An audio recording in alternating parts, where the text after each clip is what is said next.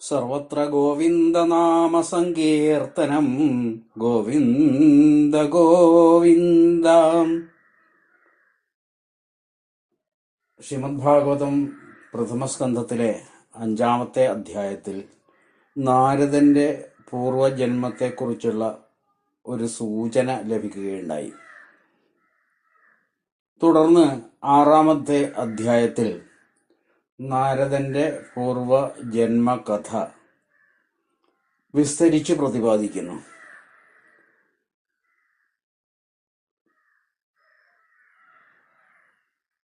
നാരദൻ ബഹുമാനപ്പെട്ട ഗുരുനാഥൻ ആയതുകൊണ്ട് നാരദ മഹർഷിയുടെ പാദങ്ങളിലേക്ക് വീണ് നമസ്കരിച്ച് വ്യാസഭഗവാൻ ചില സംശയങ്ങൾ ഉന്നയിക്കുകയാണ്.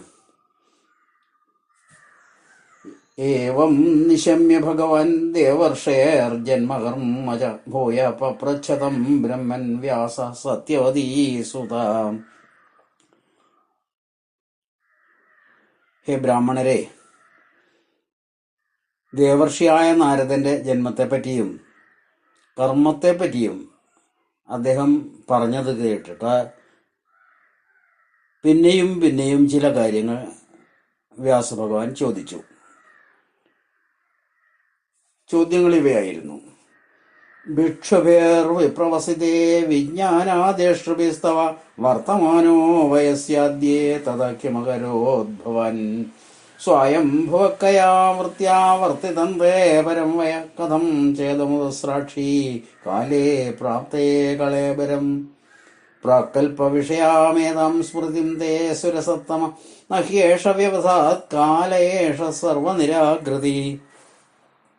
അങ്ങയ്ക്ക് പരമമായിരിക്കുന്ന ജ്ഞാനത്തെ ഉപദേശിച്ച ആ സന്യാസി ശ്രേഷ്ഠന്മാർ പ്രഭുവിൻ്റെ കുടുംബത്തിനെ വിട്ടുപോയ സമയത്ത് കുട്ടിയായിരിക്കുന്ന അങ്ങ് പിന്നീട് എന്താണ് ചെയ്തത്? ശേഷമുള്ള സമയം എങ്ങനെയാണ് കഴിച്ചുകൂട്ടിയത്? അങ്ങ് ദാസീപുത്രനായി കഴിച്ചുകൂട്ടിയിട്ട് പിന്നെ ആ ശരീരത്തെ എങ്ങനെയാണ് വെടിഞ്ഞത്? കഴിഞ്ഞ ജന്മത്തിലെ കാര്യങ്ങളൊക്കെ അങ്ങയ്ക്ക് എങ്ങനെയാണ് അറിയുന്നത്? അങ്ങെങ്ങനെയാണ് ഭാഗവതത്തിന്റെ അടുത്ത് എത്തിച്ചേർന്നത്? ഇങ്ങനെ പല സംശയങ്ങളും വ്യാസൻ ഉന്നയിച്ചു. അവയ്ക്ക് മറുപടി ആയി നാരദൻ ഇങ്ങനെ പറഞ്ഞു: ഭിക്ഷുഭേർ വിപ്രവസിതേ വിജ്ഞാനാദേഷ്ട്രഭേർ മമ വർത്തമാനോ വയസ്യാദ്യേ തദ ഏകദകാരഷം. എനിക്ക് ആ ഭിക്ഷുക്കളെ വിജ്ഞാനത്തിന് ഉപദേശിച്ചു തന്നിട്ട് അവിടെ നിന്ന് തൻ്റെ പ്രഭുവിൻ്റെ കുടുംബത്തിൽ നിന്ന് പോയ ശേഷം ചെറുപ്രായത്തിൽ തന്നെ ഇരിക്കുന്ന ഞാൻ ഇങ്ങനെയൊക്കെയാണ് കാര്യങ്ങൾ ചെയ്തത്.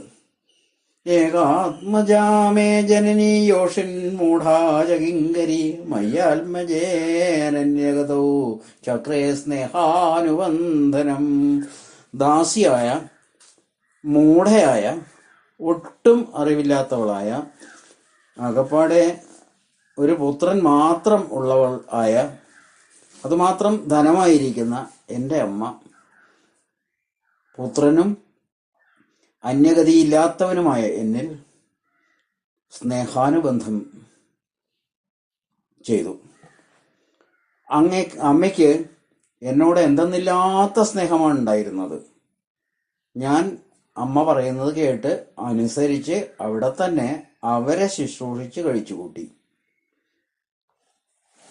സാ സ്വതന്ത്രാനകൽപ്പാസീത് യോഗക്ഷേമം മമേച്ഛതി ഈശസ്യ ഹി വശേ ലോകോ യോഷാ ദാരുമയീ യഥാ.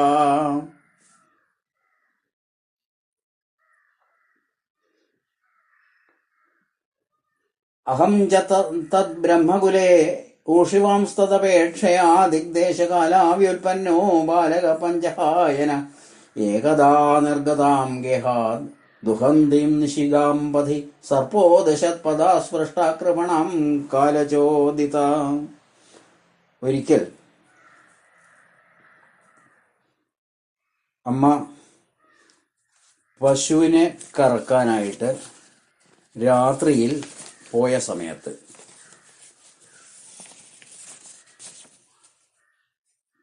ദുഃഖിതയും പശുവിനെ കറക്കാൻ ആഗ്രഹിക്കുന്നവളുമായ ആ അമ്മ അബദ്ധവശാൽ വഴിയിൽ വെച്ച് ഒരു സർപ്പത്തിനെ ചവിട്ടാനിടയായി. ആ സർപ്പം അമ്മയെ കടിച്ചു. തഥാ തദഹമീശസ്യ ഭക്താനാം ശമഭീപ്സത അനുഗ്രഹം മന്യമാന പ്രാതിഷ്ഠാം ദിശമുത്തരം. ആ അമ്മ സർപ്പത്തിന്റെ കടിയേറ്റ് മരിച്ചു. അമ്മ മരിച്ചതോടുകൂടി സത്യം പറഞ്ഞാൽ അനുഗ്രഹമാണ് ഉണ്ടായതെന്ന് എനിക്കിപ്പോൾ മനസ്സിലായി. ഞാൻ ഭക്തന്മാരുടെ ഈശ്വരൻ്റെ അനുഗ്രഹം പ്രസാദമാണെന്ന് ധരിച്ചുകൊണ്ട് വടക്ക് ദിക്കിലേക്ക് പുറപ്പെട്ടു. തീർത്ഥയാത്ര ആരംഭിച്ചു. ഈ അമ്മ മരിച്ചതിനെ ഭഗവാന്റെ നിശ്ചയമാണ് എന്ന് മനസ്സിലാക്കി പ്രഭുവിൻ്റെ കുടുംബത്തിൽ നിന്ന് ഞാൻ പുറപ്പെട്ടു പോയി. സ്ഫീതാൻ ജനപദാംസ്തത്ര പുരഗ്രാമപ്രജാകരൻ ഖേടകർവടവാടീശ്ചവനാന്യുപവനാനി ച ചിത്രസാധു വിചിത്രാദ്രേ നിഭഭഗ്നഭുജദ്രുമൻ ജലാശയൻ ശിവജലൻ നളിനീശ്വര സേവിത ചിത്രസ്വനീ പത്രരഥേർവിഭ്രമദ്ഭ്രമരശ്രിയ നളവേണു ശരസ്തംഭ കുശ കീചകരം ഏക ഏവാദിയാദോഹദ്രാക്ഷം വിപനം മഹദ് ഘോരം പ്രതിഭയാകാരം വ്യാളോലോക ശിവാജിരം.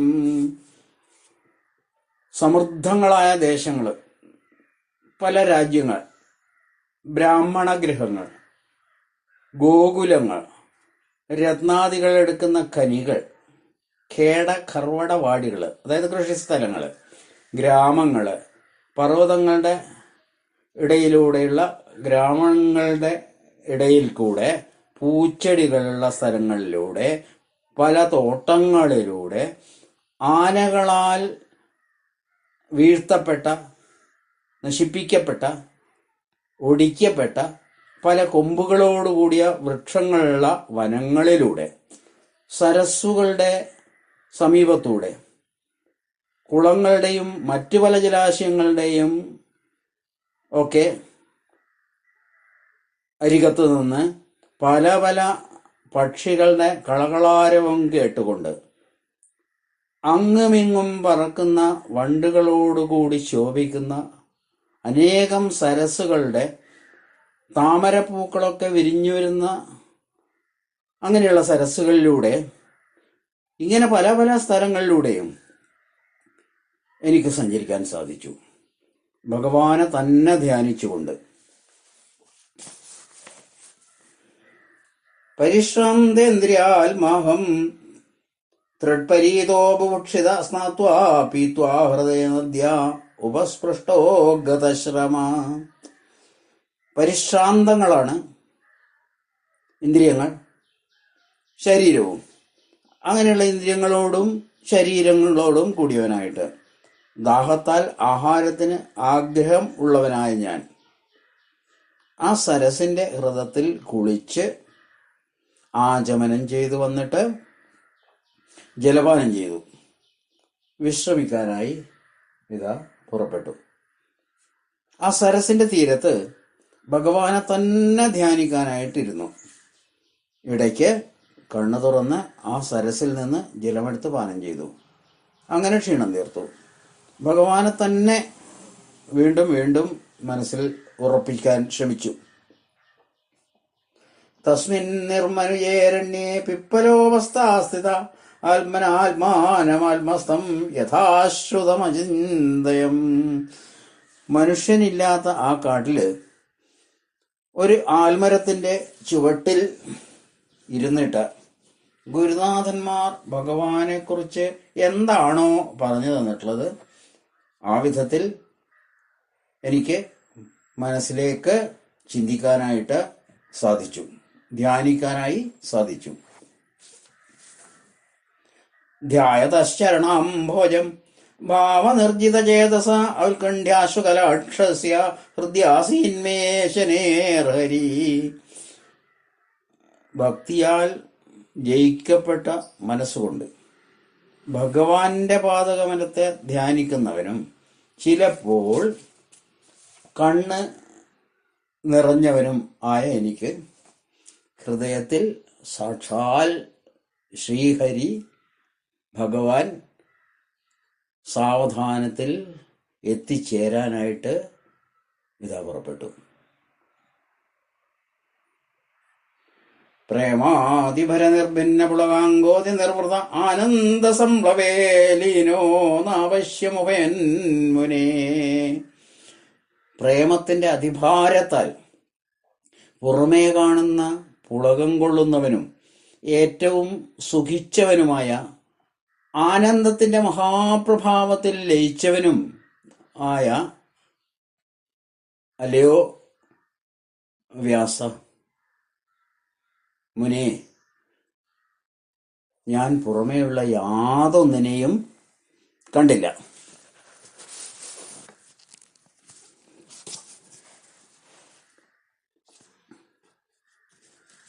പുറമേയുള്ള വിചാരം എപ്പോഴാണോ ഇല്ലാതാവുന്നത് ആ സമയത്ത് ഭഗവാന്റെ രൂപത്തിനെ കാണാൻ സാധിച്ചു. എങ്കിലും പിന്നെയും പിന്നെയും ഭഗവാനെ തന്നെ കാണണമെന്ന് ആഗ്രഹിച്ചിട്ടും കാണാൻ സാധിക്കാതിരുന്നു. ഇപ്പോൾ ഭഗവാന്റെ സ്വരൂപം എൻ്റെ ഹൃദയത്തിൽ ഇങ്ങനെ എനിക്ക് കാണാനായിട്ട് സാധിക്കുമ്പോൾ പുറമേയുള്ളതായ ഒരു വസ്തുവും എനിക്കിതാ ഓർമ്മയിൽ വരുന്നില്ല. ഇങ്ങനെ പുറമേയുള്ള വസ്തുക്കളെ മറന്ന് ഉള്ളിലുള്ളതായ ആ ആത്മചൈതന്യത്തെ, ഭഗവാനെ, കൃഷ്ണനെ തന്നെ ധ്യാനിക്കുമ്പോൾ ആനന്ദം കൊണ്ട് എനിക്കിതാ കണ്ണുനീര് വരാറുണ്ട്. എന്തെന്നില്ലാത്ത ആനന്ദം എൻ്റെ ഹൃദയത്തിലേക്ക് ഇതാ എത്തിച്ചേരുന്നു. പരമമായിരിക്കുന്ന ആനന്ദത്തിൽ ഇതാ ഇരിക്കാനായിട്ട് പുറപ്പെട്ടു. രൂപം ഭഗവതോ യത്തൻ മനഃകാന്തം ശുചാപഹം അവശ്യൻ സഹോത്തസ്തേ വൈക്ലവ്യാത് ദുർമന ഇവ. മനസ്സിനെ ആകർഷിക്കുന്നതും ശോകത്തെ ഇല്ലാതാക്കുന്നതുമായ ഭഗവാന്റെ യാതൊരു രൂപത്തെ കാണാത്തവനായിട്ട്, വൈക്ലഭ്യം ഹേതുവായിട്ട്, മനസ്സന്തോഷം ഇല്ലാത്തവനെന്നതുപോലെ ഞാൻ അവിടെ നിന്ന് എഴുന്നേറ്റു. ഭഗവാന്റെ സ്വരൂപം അധിക നേരമൊന്നും എൻ്റെ ഹൃദയത്തിൽ തങ്ങി നിന്നില്ല. എപ്പോഴാണോ പുറമേയുള്ള വിചാരം ഇല്ലാതാവുന്നത് അപ്പോഴാണ് ഭഗവാനെ എനിക്ക് ഹൃദയത്തിൽ നന്നായിട്ട് ഇതാ കാണാനായിട്ട് സാധിക്കുക. ഇങ്ങനെ ഭഗവാന്റെ രൂപം കുറച്ച് സമയമൊക്കെ എൻ്റെ ഹൃദയത്തിൽ തങ്ങി നിൽക്കും. കുറച്ച് കഴിഞ്ഞാൽ പിന്നെ ആ രൂപം മാഞ്ഞു പോകും. ഭഗവാന്റെ രൂപം പിന്നെയും പിന്നെയും കാണണം എന്നുള്ള ആഗ്രഹത്തോടു കൂടിയിട്ട് ഞാനിതാ ഇരിക്കാനായിട്ട് പുറപ്പെട്ടു. ഇങ്ങനെ മനസ്സിനെ ആനന്ദിപ്പിക്കുന്നതും സകല ദുഃഖങ്ങളെയും ഇല്ലാതാക്കുന്നതുമായ ആ സർവേശ്വരനായിരിക്കുന്ന ഭഗവാന്റെ രൂപത്തിനെ പിന്നെയും പിന്നെയും കാണണമെന്നുള്ള ആഗ്രഹം എനിക്കിതാ ജീവിതത്തിൽ ഉണ്ടായി. ദിദൃക്ഷുസ്തതഹം ഭൂയ പ്രണിധായ മനോഹൃതി വീക്ഷമാണോപി നാവശ്യം അവിതൃപ്ത ഇവാതുര ഏവം യതന്തം വിജനേ മാമാഹാഗോചരോ ഗിരാം ഗംഭീരശ്ലക്ഷ്ണയാ വാച ശുച പ്രശമയൻ ഇവ.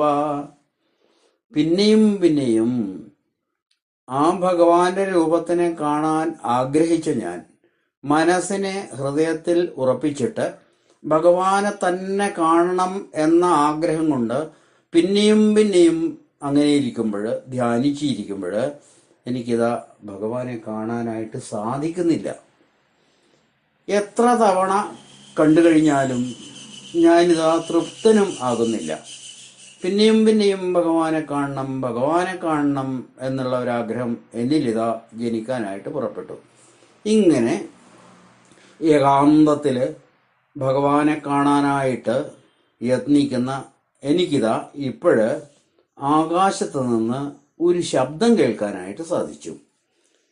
വിഷയമില്ലാത്തവൻ, ഗംഭീരമായും ശ്ലക്ഷണമായും ഇരിക്കുന്ന വാക്കുകൊണ്ട് സങ്കടങ്ങളെ ശമിപ്പിക്കുന്നവൻ എന്ന പോലെ പറഞ്ഞു. ജനസഞ്ചാരം ഇല്ലാത്ത സ്ഥലത്ത് താനെ ഇരുന്ന് ഭഗവാനെ കാണാൻ പരിശ്രമിക്കുന്ന എന്നോട് വേദവാക്കുകൾക്ക് വിഷയമല്ലാത്തവനും അനുഭവ സ്വരൂപനായി ഭവിച്ചവനുമായ ഈശ്വരൻ അതിഗംഭീരമായും എന്നാൽ മൃദുവായും ഇരിക്കുന്ന വാക്കുകളെ കൊണ്ട് എൻ്റെ സകല സന്താപത്തെയും ശമിപ്പിക്കുന്നവൻ എന്നതുപോലെ പറഞ്ഞു. ഒരശരീരി വാക്ക് എനിക്കിതാ കേൾക്കാനായിട്ട് സാധിച്ചു. രൂപമില്ലാത്ത ആളാണ് ഭഗവാൻ, ഭാവമില്ലാത്ത ആളാണ് ഭഗവാൻ. ഇതൊക്കെയാണ് വേദത്തിലൂടെ ഈശ്വരനെ പറ്റി എനിക്ക് മനസ്സിലാക്കാനായിട്ട് സാധിച്ചത്. എന്നാലും ആ ഭഗവാൻ തന്നെ ഇപ്പോൾ ചില വാക്കുകൾ എന്നെ ഇതാ കേൾപ്പിച്ചു, ബോധിപ്പിച്ചു.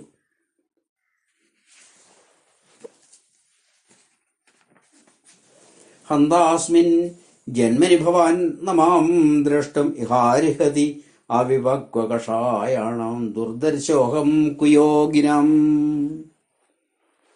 കഷ്ടം, നീ ജന്മത്തിൽ എന്നെ കാണാനായിട്ട് അർഹിക്കുന്നില്ല.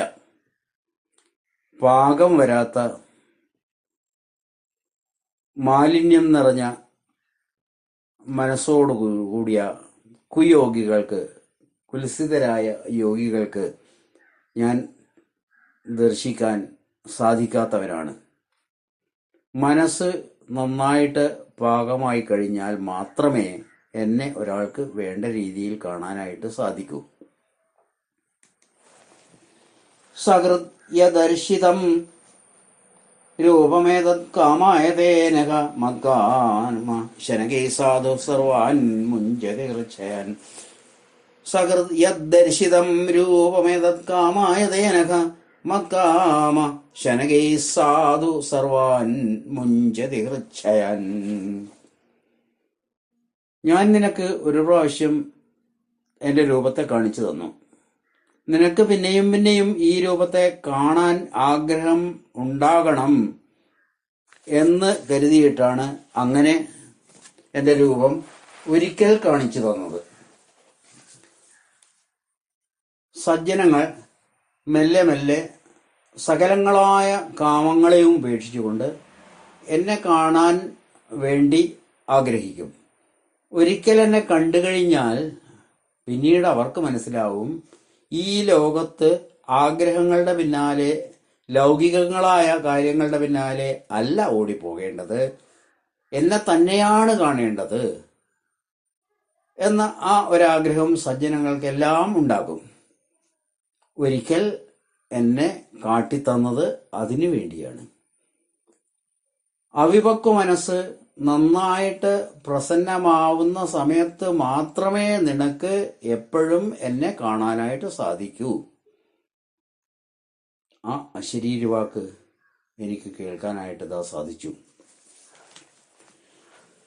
സൽ സേവയാ ദീർഘ്യാദേ ജാതാമൈ ദൃഢാമതി ഹിത്വാവദ്യമിമം ലോകം ഗന്ധാമജ്ജനതാമസി. ഒരിക്കൽ എൻ്റെ രൂപത്തിനെ കാണിച്ചു തന്നത് ഈ ലോകത്തുള്ളതായിരിക്കുന്ന ആഗ്രഹങ്ങൾ ഇല്ലാതാവാൻ വേണ്ടിയിട്ടാണ്. നിനക്ക് സാവധാനത്തിൽ എൻ്റെ അടുത്ത് ഈ ശരീരത്തിനെ, ഈ നിന്ദ്യമായ ശരീരത്തിനെ ഉപേക്ഷിച്ചിട്ട് എത്തിച്ചേരാനായിട്ട് സാധിക്കും. മതിർമൈ നിബദ്ധേയം ന വിപദ്യേത കർഹിചിത് പ്രജാസർഗ നിരോധേപി സ്മൃതിശ്ച മദനുഗ്രഹാത്. എന്നിൽ ഉറച്ചതായ ഈ ബുദ്ധി ഒരു കാലത്തും നശിക്കുകയില്ല.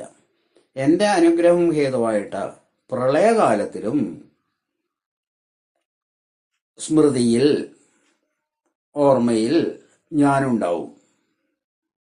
അപ്പോൾ ഭഗവാന്റെ അനുഗ്രഹം കൊണ്ടാണ് എനിക്ക് കഴിഞ്ഞ ജന്മത്തിലെ കാര്യങ്ങളൊക്കെ ഇപ്പോഴും ഓർക്കാനായിട്ട് സാധിക്കുന്നത്. വ്യാസ ഭഗവാൻ ഉന്നയിച്ച പ്രശ്നത്തിന് മറുപടിയായിട്ടാണ് ഇങ്ങനെ പറയുന്നത്. എനിക്ക് പൂർവജന്മസ്മൃതി ഉണ്ടാകുന്നത് ഭഗവാന്റെ അനുഗ്രഹം കൊണ്ടാണ്. എന്നിൽ ബന്ധിച്ചിരിക്കുന്ന ഈ ഭാവത്തിന്, ഈ ഓർമ്മയ്ക്കും ലോകം മുഴുവൻ നശിച്ച് രണ്ടാമതും സൃഷ്ടി തുടങ്ങുന്ന കാലത്തും നാശം സംഭവിക്കുകയില്ല. ഭഗവത് ഭജനത്തിന്റെ മഹിമ ഇവിടെ വ്യക്തമാക്കുന്നു. കർമ്മഫലം ക്ഷയിക്കുന്നതും ഭഗവത് ഭജനഫലം നശിക്കാത്തതുമാണെന്ന് മനസ്സിലാക്കേണ്ടതാണ്. ശ്രദ്ധിക്കണം, കർമ്മഫലം ക്ഷയിക്കും, ഭഗവത് ഭജനഫലം ക്ഷയിക്കില്ല, നശിക്കില്ല. അതെന്നും നിലനിൽക്കും. നമ്മുടെ കർമ്മഫലങ്ങളൊക്കെ എന്തിനു വേണ്ടിയിട്ടാണോ കർമ്മം ചെയ്യുന്നത് അത് കഴിഞ്ഞാൽ കഴിഞ്ഞു. സ്വർഗീയ സുഖങ്ങൾ അനുഭവിക്കാൻ വേണ്ടിയിട്ട് ആണ് പലരും കർമ്മം അനുഷ്ഠിക്കുന്നത്. അതാണ് ആഗ്രഹം. ആ സ്വർഗസുഖം അനുഭവിച്ചു കഴിഞ്ഞാലോ പിന്നെ കർമ്മത്തിന്റെ കാര്യങ്ങളൊക്കെ നമ്മളിൽ നിന്ന് ഇല്ലാതായിത്തീരുന്നു. എന്നാൽ നിഷ്കാമമായി ഒരാൾ ഭഗവാനെ ഉപാസിക്കാനായിട്ട് പുറപ്പെടുകയാണെങ്കിൽ ഒരാഗ്രഹവുമില്ലാതെ ഭഗവാനെ ഉപാസിക്കുക, ഭഗവാന്റെ നാമം ഉരുടുക. അങ്ങനെ ചെയ്യുമ്പോൾ ആ നാമം ജപിക്കുന്ന സമയത്ത് എന്തെങ്കിലും പ്രാർത്ഥനയുണ്ടോ?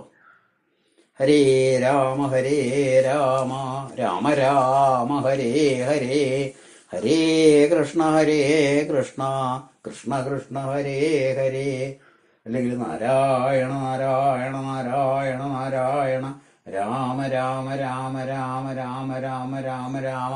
ഇങ്ങനെ ജപിക്കുമ്പോൾ, ഇങ്ങനെ തിരുനാമങ്ങൾ ഉച്ചരിക്കുമ്പോൾ അതിലെന്താണ് പ്രാർത്ഥന? ഒരു പ്രാർത്ഥനയുമില്ല. അത് നിഷ്കാമമായിരിക്കുന്ന ഭക്തിയാണ്.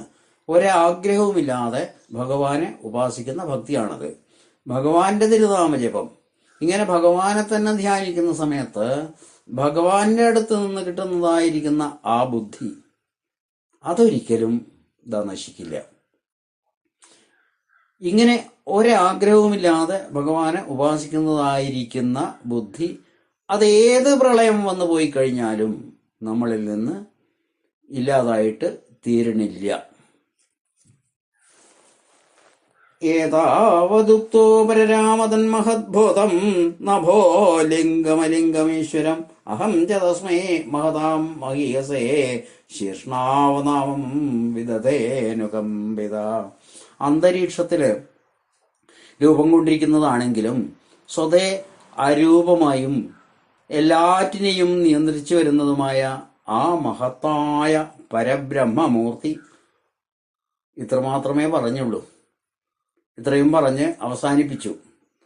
തൽകൃപയ്ക്ക് പാത്രീഭവിച്ച ഞാനാകട്ടെ മഹാന്മാരിൽ വെച്ച് മഹത്തരനായിരിക്കുന്ന അവിടത്തെ ശിരസ്സുകൊണ്ട് നമസ്കരിച്ചു.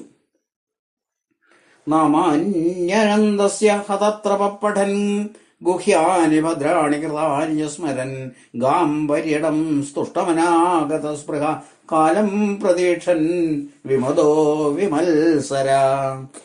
ഗൂഢാർത്ഥം ആയുള്ള മംഗളകരങ്ങളായ ഭഗവാന്റെ തിരുനാമങ്ങളെ ലജ്ജ വിട്ടവനായിട്ട് ഉച്ചരിച്ചുകൊണ്ടും കർമ്മങ്ങളെ ഓർമ്മിച്ചുകൊണ്ടും സന്തുഷ്ടചിത്തനായി ആഗ്രഹം ഒന്നും ഇല്ലാതെ മതം മുഴുവൻ അകന്ന് മത്സരം തീരെയില്ലാതെ അന്ത്യകാലത്തെ ഉറ്റുനോക്കിക്കൊണ്ട് ഞാൻ ഭൂമണ്ഡലമാകെ സഞ്ചരിച്ചു. എൻ്റെ കാലം വന്നപ്പോൾ, എൻ്റെ ഊഴം വന്നപ്പോൾ മൃത്യുദേവത പ്രത്യക്ഷപ്പെട്ടു. അങ്ങനെ പഞ്ചഭൂതാത്മകമായ ഈ പ്രാകൃത ശരീരം താഴെ വീണു. കൽപ്പാന്ത ഇതമാദായ ശയാനെമ്പസ്യുതന്വത ശിശേഷോരനു പ്രാണം വിവിശന്തരഹം വിഭോ. കൽപ്പാവസാനത്തിൽ ഈ ലോകത്തെ ഉപസംഹരിച്ച് പ്രളയസമുദ്രത്തിന്റെ ജലത്തിൽ കിടന്നുകൊണ്ടിരിക്കെ, അങ്ങനെ കാരണജലത്തിൽ ശയിക്കുന്ന ആ ശ്രീനാരായണനിൽ വിലയിക്കുവാൻ ഉദ്യമിക്കുന്ന ബ്രഹ്മദേവന്റെ ഉള്ളിലേക്ക് നിശ്വാസത്തോടൊപ്പം ഞാൻ കടന്നു.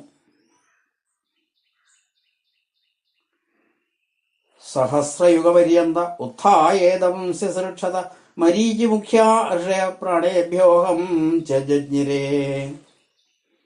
1000 ചതുർയുഗങ്ങളുടെ പര്യവസാനത്തിങ്കൽ എഴുന്നേറ്റ് ഈ ലോക സൃഷ്ടിക്ക് ആഗ്രഹിച്ച ബ്രഹ്മാവിന്റെ ഓരോ ഇന്ദ്രിയങ്ങളിൽ നിന്ന് മരീചി മുതലായ ഋഷിമാരും ഞാനും ജനിച്ചു.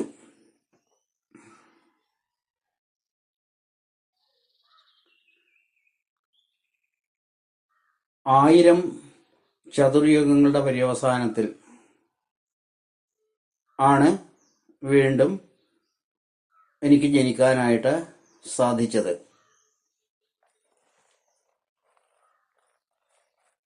അന്തർബഹിശ്ച ലോകാം സ്ത്രീൻ പരിയേമ്യസ്കന്ദിത വ്രത അനുഗ്രഹാൻ മഹാവിഷ്ണോരവിഘാതഗതി ക്വചിത്. മഹാവിഷ്ണുവിന്റെ അനുഗ്രഹം കൊണ്ട് ഒരു ദിക്കിലും തടവേൽക്കാതെ അങ്ങനെ എല്ലായിടത്തും സഞ്ചരിക്കാനുള്ള സ്വാതന്ത്ര്യത്തോടു കൂടി സഞ്ചരിച്ചു കൊണ്ടിരിക്കുന്നവനായും പിഴവേൽക്കാത്ത ബ്രഹ്മചര്യ വ്രതത്തോടു കൂടിയവനായും ഭവിച്ച് 3 ലോകങ്ങളിലും അകത്തും പുറത്തും ഞാൻ ചുറ്റി നടന്നു. അങ്ങനെയുള്ള ആ നാരദമുനിയെ അനുഗ്രഹിച്ച ഭഗവാന്റെ കടാക്ഷം ഏവരിലും ഉണ്ടാകാനായി പ്രാർത്ഥിച്ചുകൊണ്ട് ഈ മനനം ഭഗവത് പാദങ്ങളിൽ സമർപ്പിക്കട്ടെ. സർവത്ര ഗോവിന്ദനാമ സങ്കീർത്തനം. ഗോവിന്ദ ഗോവിന്ദ. ശ്രീഹരേ നമഃ.